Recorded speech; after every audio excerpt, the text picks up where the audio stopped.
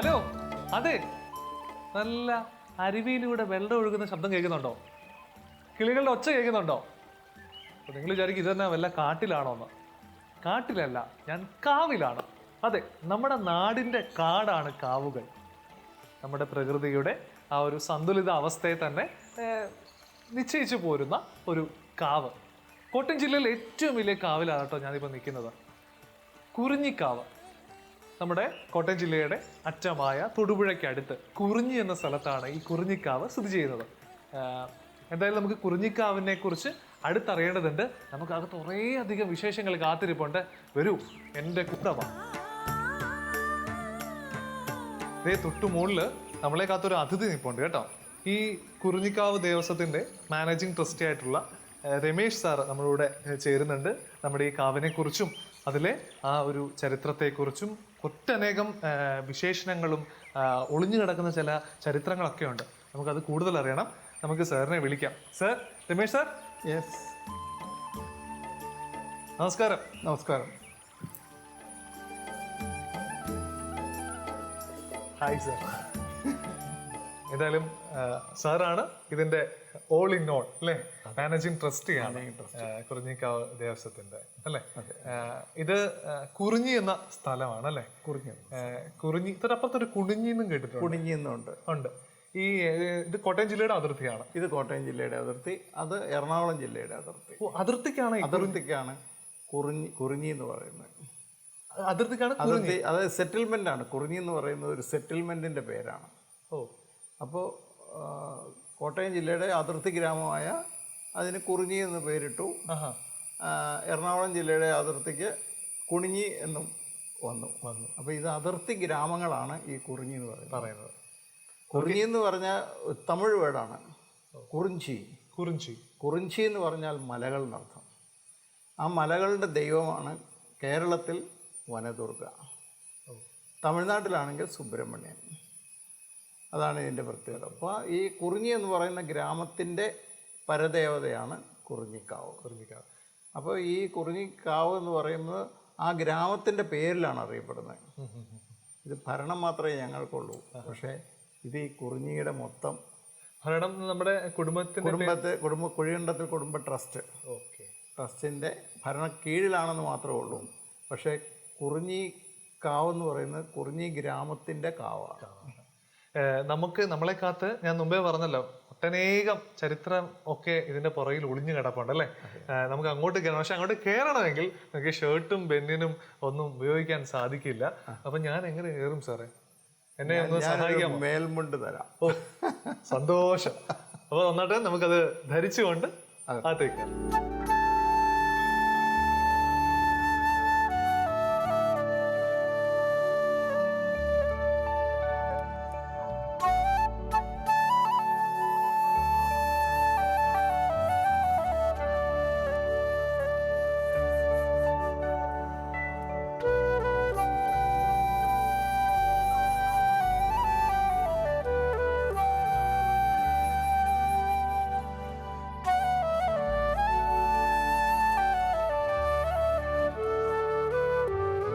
ഒരു കാവ് എന്ന് പറഞ്ഞു കഴിഞ്ഞാൽ കംപ്ലീറ്റ് പ്രകൃതിയാണ്. ഇവിടുത്തെ ദേവിയും പ്രകൃതിയാണ്. ഇവിടെ ദേവിക്ക് രൂപമില്ല. കാരണം ആ രൂപത്തിലായി കഴിഞ്ഞാൽ പ്രകൃതിയല്ല. ഇവിടെ ദേവിയെ നമുക്ക് ഏത് രൂപത്തിലും നമുക്ക് ദർശിക്കാം. നമ്മൾ മനസ്സിൽ കാണുന്നതാണ് ദൈവം.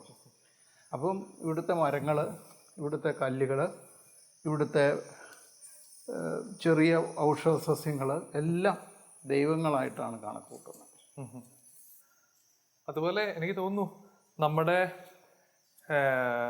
സസ്യലോകത്തിലെ പ്രകൃതിയിലെ എല്ലാവിധ ജന്തു ജീവജാലങ്ങളും കാണാൻ ഉണ്ട്. ഇഴജന്തുക്കൾ,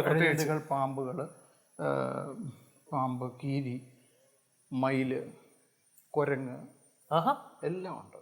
എല്ലാം ഉണ്ട്. അതെല്ലാം ഇവിടെ ഇങ്ങനെ. അതുകൊണ്ടാണ് രാത്രി വൈകിട്ട് പൂജയില്ലാത്തത്. അവർക്കുള്ളതാണ്. ശരിക്കും പൂജ കഴിഞ്ഞാൽ പിന്നെ ആരും കയറരുത് എന്നുള്ളതാണ് ശരിക്കുള്ള പണ്ടത്തെ നിയമം. ആരും കയറുകയില്ല. ഇവിടുത്തെ മരങ്ങളൊന്നും വെട്ടാൻ പാടില്ല. ഇവിടുത്തെ ഇത് അടിക്കാടുകൾ വെട്ടാൻ പാടില്ല. എല്ലാം അതുപോലെ നിൽക്കുക. അത് അഴുകി അതിനോട് ചേരണം.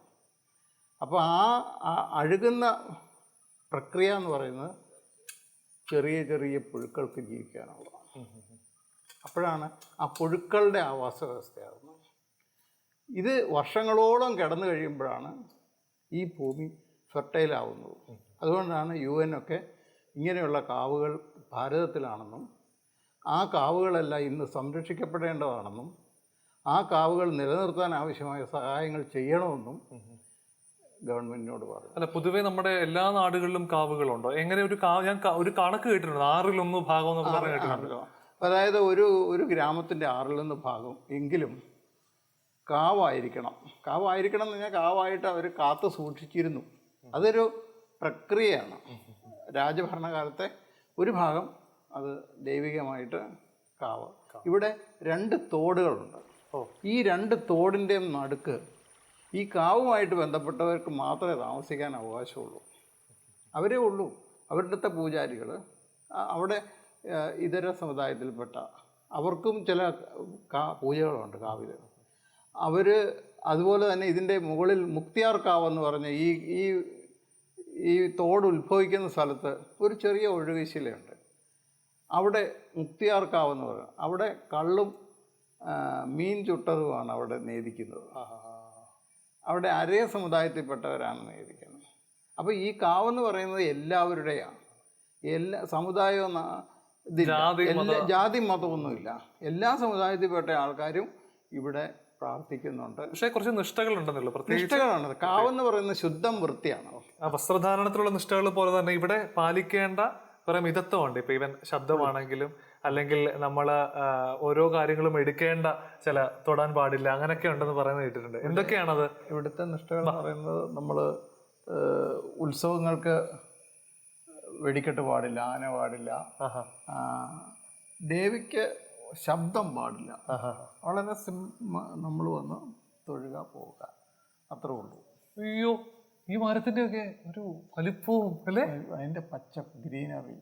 അല്ല, ഇത് അവിടെ വലിയൊരു മരം, അത് അവിടെ വലിയൊരു മരവുരി എന്ന് പറയുന്ന മരമാണ് അവിടുത്തെ മരവുരി. പണ്ട് കാലത്ത് മുനിമാർ ധരിച്ചിരുന്ന മരവുരിയുടെ തോലാണ്. മുനിമാർ എന്ന് പറഞ്ഞപ്പോഴാണ് പ്രേക്ഷകരോട് ഞാൻ പറഞ്ഞിരുന്നു, ഈ കാവിനകത്ത് കുറെ നിഗൂഢ കാര്യങ്ങളുണ്ട് നിങ്ങൾ അറിയാത്തത്. അത് ഏറ്റവും പ്രധാനപ്പെട്ടാണ് ഈ മുനിയറ. ഈ മുമ്പിൽ കാണുന്നത് മുനിയറയാണ്. സാർ അങ്ങോട്ട് പറഞ്ഞോ. ഇവിടെ നടക്കുമ്പോഴെല്ലാം സൂക്ഷിക്കണം. അവിടെ നിന്നാട്ടെ. ഇവിടെ നടക്കുമ്പോഴെല്ലാം സൂക്ഷിക്കണം കേട്ടോ. കാര്യം വേരുകളും പാറകളും ഒക്കെയാണ്. ഇത് മുനിയറ. എന്താ മുനിമാർ തപസ്സിരുന്നതാകാം. ഇതിനകത്തുനിന്ന് ഒരു അണ്ടർഗ്രൗണ്ട് പാത്ത്, ഈ കുറിഞ്ഞി കൂമ്പൻ എന്ന് പറഞ്ഞിട്ട് അവിടെ ഒരു മലയുണ്ട്.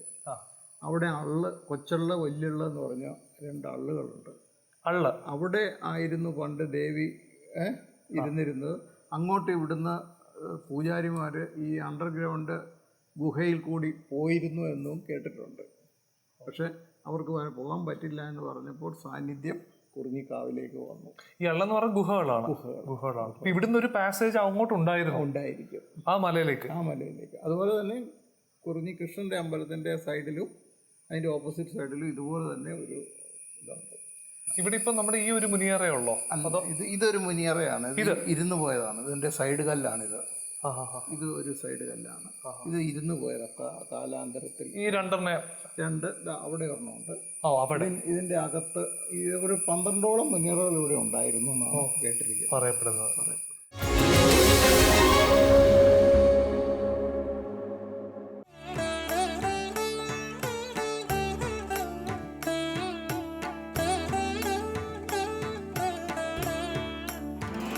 നമ്മളിവിടെ നിൽക്കുമ്പോൾ പ്രകൃതി നമ്മളോട് സംസാരിക്കുന്നതായിട്ട് തോന്നും. കാര്യം ചീവീട് ഞാൻ തുടക്കത്തിൽ പറഞ്ഞ പോലെ ആ അരുവിയിലെ ശബ്ദം, അതുപോലെ പ്രത്യേകിച്ച് കിളികളുടെ ചീവീടിൻ്റെ ഒക്കെ നമുക്ക് ശരിക്കും ഉണ്ട്.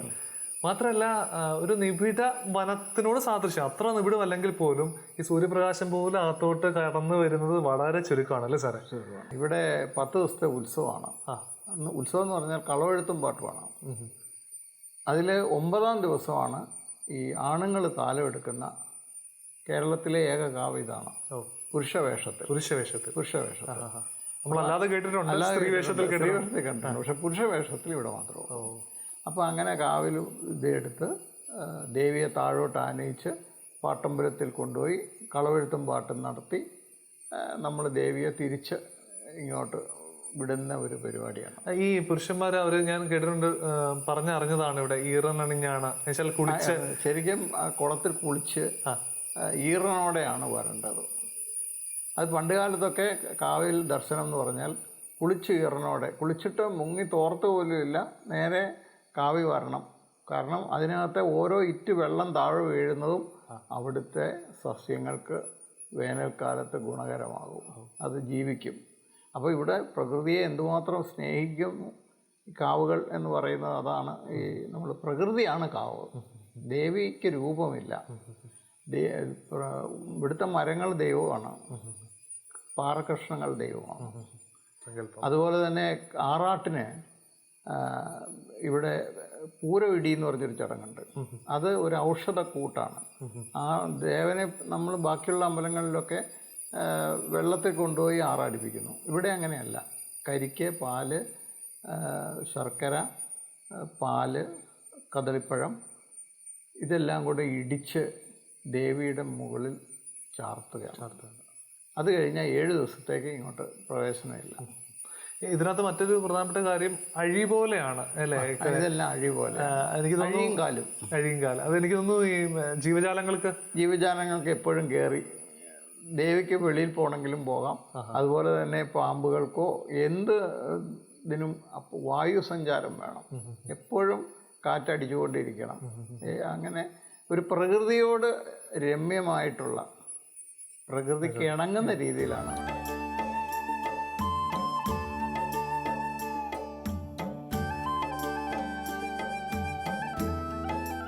ഇവിടെ നമുക്ക് ചിന്തിക്കാനാവാത്ത സസ്യസമ്പത്തുണ്ട്. പ്രത്യേകിച്ചും വൃക്ഷങ്ങളാവട്ടെ, ചെറിയ ചെടികളാവട്ടെ, ഇടത്തരം ചെടികളാവട്ടെ അല്ലേ? ഇവിടെ തന്നെ സാറിന്റെ നമ്മുടെ അതിന്റെ ഒരു നോക്കുമ്പോൾ ഒരു വലിയൊരു മരം കാണാം, നേരെ പോകുന്നു. നമ്മളിങ്ങനെ സ്കെയിൽ എടുത്ത് നോക്കിയാൽ ഒരു മരം. അതെന്ത് മരമാണ്? അതാണ് കൽമാണിക്യം. ഈ കാവിൻ്റെ സ്പീഷീസായിട്ട് ബൊട്ടാണിസ്റ്റുകൾ വന്ന് ഐഡൻറ്റിഫൈ ചെയ്തത് ഈ കൽമാണിക്യമാണ്. ഇത് ഏകദേശം എത്ര ഏക്കറുണ്ട് നമ്മുടെ ഈ കാവ്? 2.25 ഏക്കർ. 2.25 ഏക്കർ. കോട്ടയം ജില്ലയിൽ തന്നെ വലുതായിട്ടാണ്, വിസ്തൃതിയിൽ ഏറ്റവും വലിപ്പമുള്ളത്. പിന്നെ ഈ കാവ് നനഞ്ഞിരിക്കുന്ന രീതിയിൽ തന്നെയാണ് രൂപകൽപ്പന ചെയ്തിരിക്കുന്നത്. ഒരു കാവ് എങ്ങനെയായിരിക്കണം, അതിൽ അമ്പലം പാടില്ല, ചുറ്റമ്പലം പാടില്ല, മതിൽ പാടില്ല. ഇതെല്ലാം നമ്മളെ കാവിൻ്റെ ഒരു ഭാഗമാണ്. പ്രകൃതിയാണ് കാവ്, അതിനാണ് പ്രധാനം. അപ്പം മുനിയറകൾ കൊണ്ടും ഈ സസ്യ ലതാദികൾ അല്ലെങ്കിൽ വൃക്ഷങ്ങൾ കൊണ്ടും ഒക്കെ സമ്പന്നമായിട്ടുള്ള കുറിഞ്ഞിക്കാവിലേക്ക് എല്ലാവരും വരണം, കാണണം, പ്രകൃതി അടുത്തറിയണം അല്ലേ? അതെ. മണ്ണിൽ ചവിട്ടി നമ്മൾ ആ മണ്ണിൻ്റെ ചൂട്, അതിൻ്റെ ആ ഒരു ഗന്ധം ഒക്കെ നമ്മൾ അറിയേണ്ടതുണ്ട്.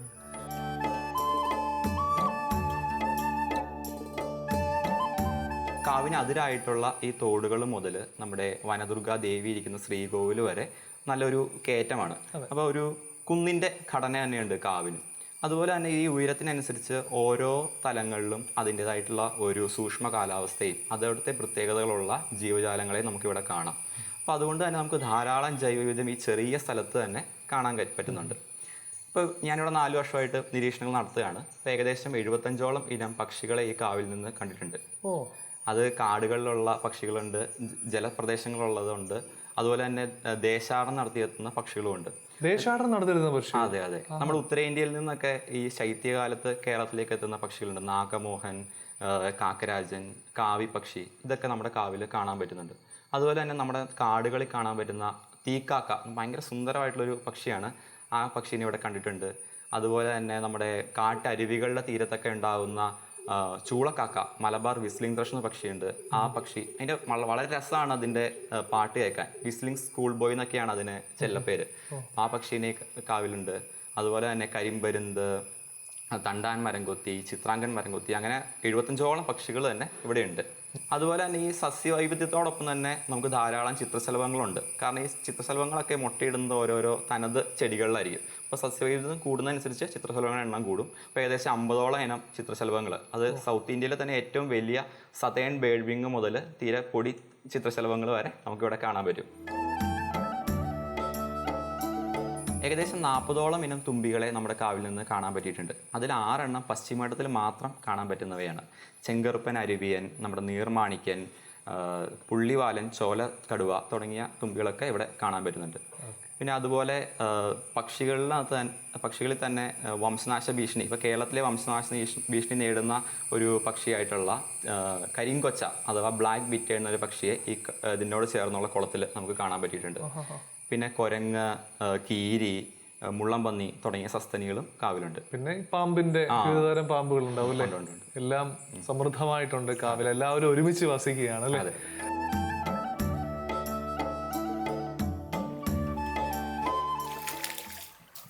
അയ്യോ, എന്തൊരു തണുപ്പാന്നറിയോ.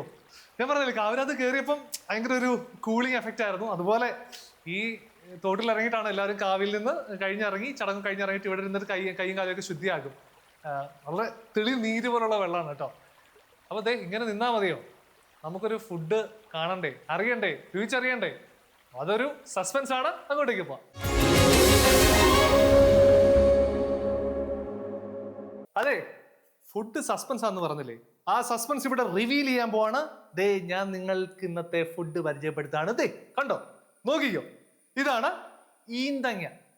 ഇതൊരു ഈന്ത എന്ന് പറഞ്ഞൊരു വൃക്ഷമാണ്. അതിൽ കിട്ടുന്ന ഒരു കായാണ്.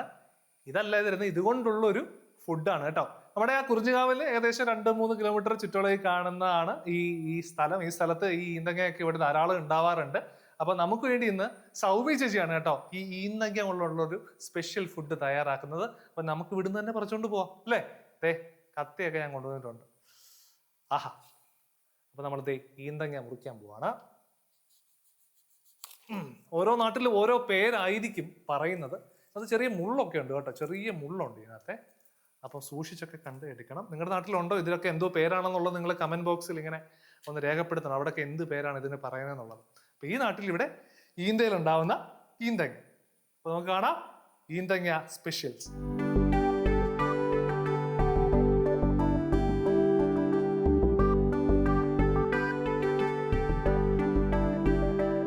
ചേച്ചി നമസ്കാരം, ഹെറിറ്റേജ് ബൈറ്റ്സിലേക്ക് സ്വാഗതം. എന്നോട് എന്തിനാ ഈ ഈന്തങ്ങ പറഞ്ഞു തരാൻ പറഞ്ഞു? ഇതുകൊണ്ട് ഒരു പ്രത്യേക വിഭവം ഉണ്ടാക്കാനാണ്. പക്ഷെ ഇത് ഇങ്ങനല്ല നമ്മൾ ഉപയോഗിക്കുന്നത്. ഇതിന് കുറെ പ്രോസസ്സുകളുണ്ട്. ഇത് പറിച്ചുകൊണ്ട് വന്നിട്ട് ഇതുപോലെ ഇത് രണ്ടാക്കി വെട്ടിയെടുക്കും. എന്നിട്ട് ഇത് വെയിലത്ത് വെച്ച് ഉണക്കിയിട്ട് ഇതിനകത്ത് നീ പരിപ്പെടുക്കും. അത് ഉണക്കി വെച്ചേക്കുന്നതാണ്. ഇത് 2 ദിവസം ഉണക്കിയിട്ട് നമ്മൾ ഈ പരിപ്പെടുത്തിട്ട് ഇത് വീണ്ടും വെള്ളത്തിലിടും. ഒരു 4 ദിവസം വെള്ളത്തിലിടും. 4 ദിവസം വെള്ളത്തിലിടുക എന്ന് പറഞ്ഞാൽ ഈ വെള്ളം ഓരോ ദിവസം മാറിക്കൊണ്ടിരിക്കും.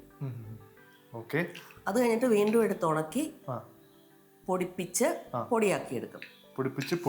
അല്ലേ? റവയുടെ ഒരു തരിയിലേക്ക് എത്തിച്ചിട്ടുണ്ട്. ശരി, ഇതിനെ നമ്മൾ എന്താ ചെയ്യാൻ പോണേ? ഇത് വെച്ച് പല വിഭവങ്ങളും ഉണ്ടാക്കാം. പുട്ടുണ്ടാക്കാം, അല്ലെങ്കിൽ നമ്മൾ അരിപ്പൊടിയുടെ കൂടെ മിക്സ് ചെയ്ത് പലഹാരങ്ങൾ ഉണ്ടാക്കാം. അല്ലാതെ സ്പെഷ്യലായിട്ട് ഉണ്ടാക്കുന്നതാണ് ഈന്തങ്ങ പുഴുക്ക് എന്ന് പറയുന്നത്. നമുക്ക് സ്പെഷ്യലായിട്ട് നമുക്കിപ്പോ നമ്മളിവിടെ ഈന്തങ്ങ പുഴുക്കാണ് കാണിച്ചു തരാൻ പോകുന്നത്. അതിലെന്തൊക്കെയാണ് ഇവിടെ തയ്യാറാക്കിയിട്ട് പൊടി എടുത്തിട്ട് പിടിയൊക്കെ ഉണ്ടാക്കുന്ന പോലെ ചെറിയ ഉരുളകളാക്കി, പിടി ഞങ്ങളുടെ പ്രേക്ഷകർക്ക് അറിയാലോ. അതുപോലെ തന്നെ ഈ പൊടി ചെറിയ ഉരുളകളാക്കി എടുത്ത് ആവിയിൽ വേവിച്ചു വെച്ചു. ഇതാണ് പിടി. അപ്പൊ ഈ പുഴുക്കെന്ന് പറയുമ്പം ഇത് നമ്മള് കൂട്ടുപുഴുക്ക് അല്ലെങ്കിൽ തിരുവാതിരപ്പുഴുക്ക് എന്നൊക്കെ പറയുന്ന പോലെ പലതരം ചേന, ചേമ്പ്, കാച്ചില്, ഏത്തയ്ക്ക, വൻപയറ് ഇതെല്ലാം കൂടെ ഇട്ട് അതിനകത്ത് ഈ പിടിയും ഇട്ട് പിന്നെ അത് പുഴുങ്ങി എല്ലാം കൂടെ മിക്സ് ചെയ്തെടുക്കുകയാണ് ചെയ്യുന്നത്. അത് ചേന, കാച്ചില്, കാച്ചിലുണ്ട്, രണ്ടും കൂടെ പുഴുങ്ങി വെച്ചേക്കാം. അപ്പൊ നമുക്ക് ഈ ഏത്തക്ക, അടുത്തത് ഏത്തക്ക കുത്തി തരുന്നതല്ലേ? എല്ലാം ഏകദേശം ഒരേ ഒരു വലുപ്പത്തില്. ഇപ്പൊ ഈ പിടി നമ്മൾ ഉണ്ടാക്കി അതിനൂടെ ചേനയും കാച്ചിലൂടെ ചേർന്നത്. ഇതൊക്കെ പല വേവ് ആയതുകൊണ്ടാണ് നമ്മൾ നേരത്തെ അതിനൂടെ തന്നെ നമ്മൾ വൻപയറും ഇവിടെ ഉപ്പ് മാത്രമേ ഉള്ളൂ കുറച്ച് വേവിച്ച് വെച്ചിട്ടുണ്ട്. അപ്പൊ നമ്മള് ഈന്തങ്ങ പുഴുക്ക് ഉണ്ടാക്കാൻ ആരംഭിക്കുകയാണ്. അപ്പൊ നമുക്ക് അരപ്പുണ്ട്. അരയ്ക്കാൻ വേണ്ട സാധനങ്ങള് സാധാരണ തേങ്ങ, ഉള്ളി, ചെറിയ ഉള്ളി, പച്ചമുളകാണ് ഞാൻ എടുത്തേക്കുന്നത്. കാന്താരി മുളകാണെങ്കിൽ കുറച്ചുകൂടെ നല്ലത്. പിന്നെ കറിവേപ്പില, മഞ്ഞൾപ്പൊടി. മഞ്ഞൾപ്പൊടി. പിന്നെ ഓരോരുത്തരുടെയും ടേസ്റ്റിനനുസരിച്ച് ജീരകം, വെളുത്തുള്ളി ഒക്കെ ചേർക്കാം. അപ്പൊ നമുക്ക് സ്റ്റാർട്ട് ചെയ്യാം, തുടങ്ങാം. ശരി, അപ്പൊ നമ്മള് ഈന്തങ്ങ പുഴുക്ക് ഉണ്ടാക്കാൻ പോവാം. തുടങ്ങിയോ? അപ്പൊ നമ്മള് കാച്ചിലും ചേനയും കൂടെ പുഴുങ്ങിയത് ഇട്ടു. അടുത്തത് ഏത്തക്ക. ഏത്തക്ക.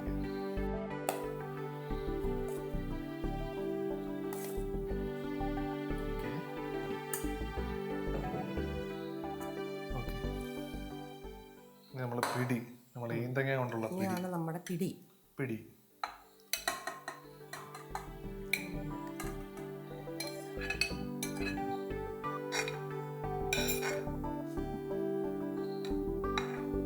ഇനി നമ്മൾ മുമ്പേ നേരത്തെ നമ്മൾ കാണിച്ച ആ ഒരു കൂട്ടം നമ്മൾ അരച്ചെടുത്തതാണ് അല്ലേ? ആ അരച്ചെടുത്ത് നമ്മൾ ഇടാൻ പോവാണ്. കുറച്ച് കറിവേപ്പിലയും കൂടെ. കറിവേപ്പിലും കൂടെ നമ്മൾ എക്സ്ട്രാ അരയ്ക്കുമ്പോഴും കുറച്ച് കറിവേപ്പില ഉണ്ടായിരുന്നു അല്ലേ? ഉണ്ടായിരുന്നു. പിന്നെ ഉപ്പ്, നമ്മൾ എല്ലാ സാധനങ്ങളും ഉപ്പിട്ട് വേവിച്ചതായ കാരണം ആവശ്യം ഉണ്ടെങ്കിൽ മാത്രം ഇനി ഉപ്പിട്ടാൽ മതി.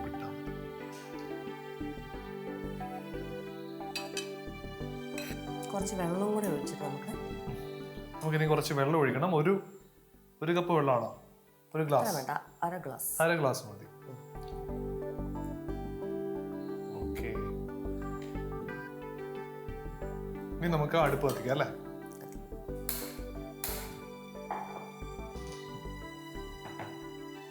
ഇനി നമുക്കൊന്ന് എന്ത് ചെയ്യണം? നെക്സ്റ്റ് പരിപാടി ഇനി ഇത് ആവി വരണം. ഇതെല്ലാ സാധനങ്ങളും വെന്തതാണ്, അരപ്പ് മാത്രമേ ഇനി വേകാനുള്ളൂ. അതിന് അധികം സമയമില്ല. ഒരു പക്ഷേ പ്രേക്ഷകരിൽ കുറച്ച് പേർക്കെങ്കിലും ഇതൊരു പുതിയ അറിവായിരിക്കാം. നിങ്ങൾ കണ്ടിരിക്കുന്നത്, നമ്മൾ കാണിച്ചല്ലോ എങ്ങനെയാണ് അത് ഇരിക്കുന്നതെന്ന്. അപ്പൊ നിങ്ങളെല്ലാം ഒന്ന് ട്രൈ ചെയ്യണം അല്ലേ? നല്ല ആവിയൊക്കെ വരുന്നുണ്ട് അല്ലേ? ആവാറായിട്ടുണ്ട്. ഓക്കെ, നമുക്കിനി ഇത് തുറന്നിട്ട് നോക്കാം. ഇനി ഇത് ഇളക്കി എടുത്താൽ മതി.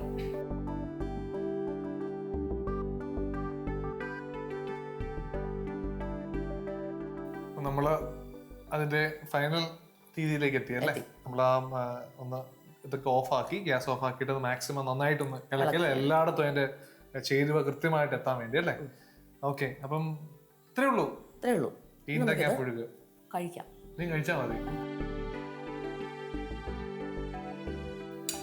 ഓക്കെ, ഞാൻ ഈന്തങ്ങ കൊണ്ടുള്ള പിടി ചേർത്ത് അരപ്പൊക്കെ ചേർത്ത് കഴിക്കട്ടെ ചേച്ചി? കഴിച്ചോ.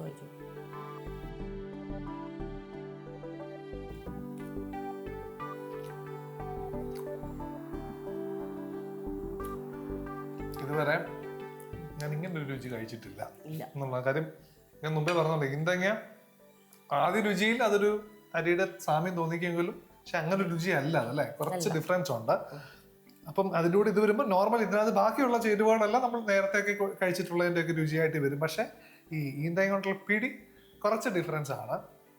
അത് എല്ലാവർക്കും ഇഷ്ടപ്പെടും. കാര്യം ആ ഒരു ധാന്യത്തിന് സാധാരണ നാടൻ ഭക്ഷണങ്ങളൊക്കെ ഇഷ്ടപ്പെടുന്നവർക്ക് ഇത് എല്ലാവർക്കും എല്ലാ തരം ആളുകൾക്ക് ഇഷ്ടപ്പെടും. കാര്യം അതിനൊരു വേറൊരു ടേസ്റ്റ് ആണ്. ഓക്കെ, അപ്പൊ എന്തായാലും നമ്മുടെ സൗമ്യ ചേച്ചി നമുക്കായിട്ട് ഈ ഈന്തങ്ങ പുഴുക്ക് സമ്മാനിച്ചു. എത്രയോ വർഷങ്ങൾക്ക് മുമ്പ് നമ്മുടെ അപ്പനപ്പന്മാരും മുത്തച്ഛന്മാരും ഒക്കെ അന്നത്തെ കാലത്ത് ഉപയോഗിച്ചുകൊണ്ടിരുന്ന ഒരു കാര്യമാണിത്.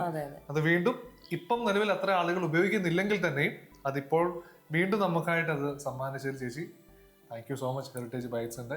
അപ്പൊ നമ്മൾ ഇന്ന് വളരെ പ്രത്യേകതയുള്ളൊരു എപ്പിസോഡായിരുന്നു അല്ലേ? നമ്മുടെ കാവിനെ കുറിച്ച്, പ്രകൃതിയെ കുറിച്ച് കൂടുതൽ അറിഞ്ഞു, മുനിയറകളെ കുറിച്ച് അറിഞ്ഞു അല്ലെ, കുറിഞ്ഞിക്കാവിനെ കുറിച്ച് അറിഞ്ഞു. അതുപോലെ തന്നെ നമ്മുടെ സംസ്കാരം എപ്പോഴൊക്കെയോ മാഞ്ഞു തുടങ്ങുന്ന ഈന്തങ്ങ പുഴുക്കും നമ്മൾ അടുത്തറിഞ്ഞു. നിങ്ങൾ രുചിച്ച് നോക്കാൻ നിങ്ങൾ തന്നെ പ്രിപ്പയർ ചെയ്യുക. അപ്പൊ നിങ്ങൾക്ക് സാധിക്കപ്പോൾ നമുക്ക് അടുത്ത എപ്പിസോഡിൽ കണ്ടുകൊണ്ടാൽ അതുവരേക്കും നന്ദി, നമസ്കാരം.